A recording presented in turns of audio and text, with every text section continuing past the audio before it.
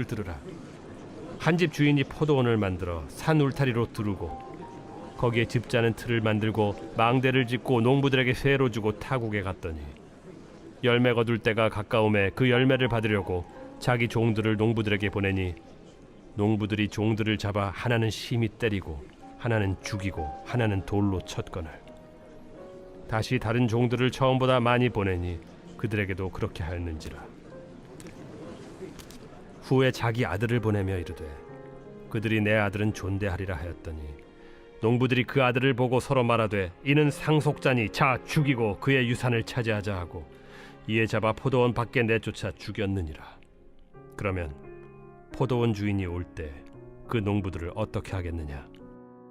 그 악한 자들을 진멸하고 포도원은 제때 열매를 바칠 만한 다른 농부들에게 새로 줄지니이다. 너희가 성경에 건축자들이 버린 돌이 모퉁이의 머릿돌이 되었나니 이것은 주로 말미암아 된 것이요 우리 눈에 기이하도다 함을 읽어본 일이 없느냐? 그러므로 내가 너희에게 이르노니 하나님의 나라를 너희는 빼앗기고 그 나라의 열매 맺는 백성이 받으리라. 이 돌 위에 떨어지는 자는 깨지겠고 이 돌이 사람 위에 떨어지면 그를 가루로 만들어 흩으리라. 대제사장들과 바리새인들이 예수의 비유를 듣고 자기들을 가리켜 말씀하심인 줄을 알고 잡고자 하나 무리를 무서워하니 이는 그들이 예수를 선지자로 알미었더라.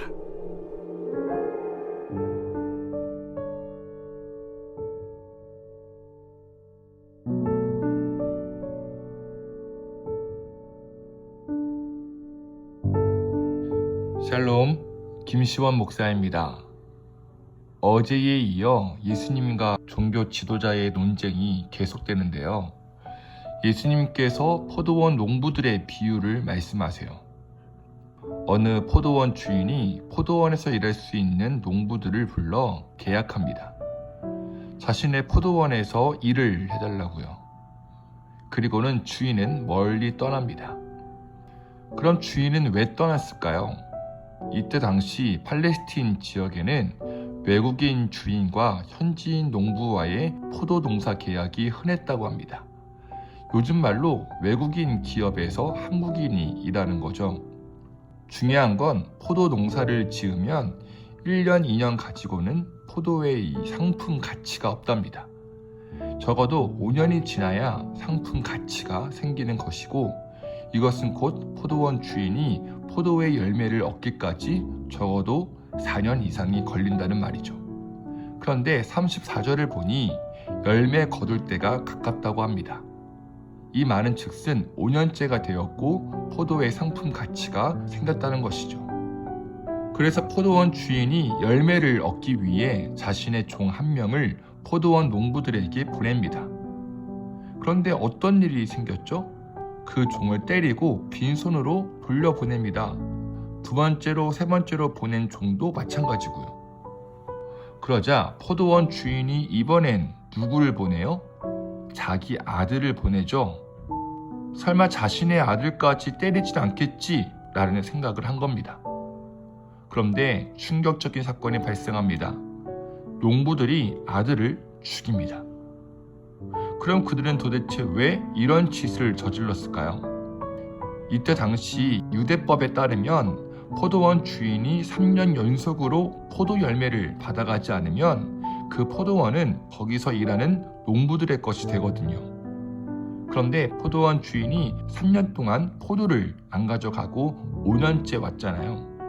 그러니까 농부들은 주인이 죽었을 거라 생각한 거죠. 바로 그때 주인의 아들이 왔으니 포도원을 상속받을 아들마저 죽이면 포도원을 자신들이 가질 수 있을 거라 생각하고 아들을 죽인 거죠. 사랑하는 여러분, 여기서 포도원 주인은 하나님, 포도원 농부는 종교 지도자입니다. 마지막으로 포도원 주인의 아들은 예수님이죠. 그럼 예수님께서 하신 이 비유는 무엇을 말하죠? 종교 지도자가 하나님이 보낸 종도 쫓아내고 심지어 하나님의 아들인 예수님도 죽인다는 거죠. 그럼 41절에서 말한 포도원 주인이 악한 자들을 진멸한다는 것은 뭘 말하죠? 예수님을 죽인 종교 지도자를 하나님께서 심판하시고 그들의 영혼도 죽임당한다는 것이죠. 그들은 이 비유가 자기 자신들을 겨냥한 것임을 알았고요. 사랑하는 여러분, 기독교와 교회가 엉망이 되어가고 있는 이유 간단합니다. 하나님이 앉아야 할 자리에 자신들이 앉아서 주인 행세하고 있거든요. 우리의 삶이 왜 이리 무기력하고 자주 흔들리나요? 간단합니다. 하나님을 경외하지 않고 도리어 악한 농부들처럼 이익을 탐하며 주인 행세하거든요. 우린 주인이 아니라 노예입니다. 하나님을 섬기는 일꾼입니다. 그런데 자꾸 하나님의 자리를 넘보니 무기력하고 음란한 인생이 반복되는 것이죠. 오늘 하루 우리의 인생의 주인은 건축자의 버린 돌이신 예수님임을 다시 기억합시다. 굳건한 반석이신 예수님 위에 세운 인생과 교회는 결코 흔들리지 않는다는 것을요. 여러분의 주인은 누구입니까? 말씀을 배우고 전합시다.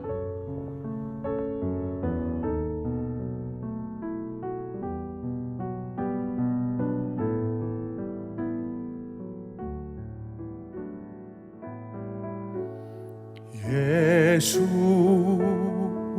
그 이름 나는 말할 수 없네. 그 이름 속에 있는 비밀은 그 이름 속에 있는 사랑을 그 사랑을 말할 수 없어서 그 풍부함 표현 못해서 비밀이 되었네. 그 이름 비밀이 되었네. 사람들 그 이름 건축자의 버린 돌처럼 버렸지만 내 마음에 새겨진 이름은 아름다운 보석. 내게 있는 귀한 비밀이라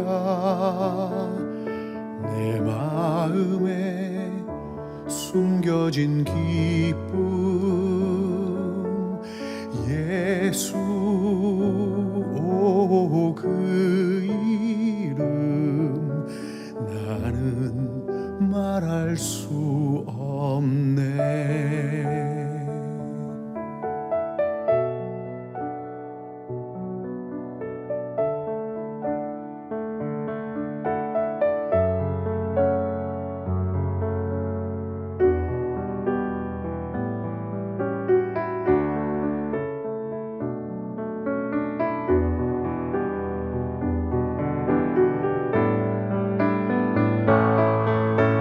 사람들 그 이름 건축자의 버린 돌처럼 버렸지만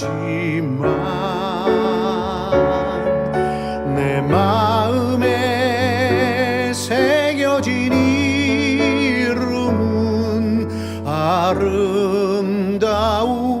보석. 내게 있는 귀한 비밀이라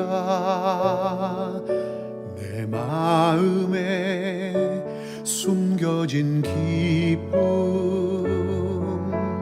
예수 오 그 이름 나는 말할 수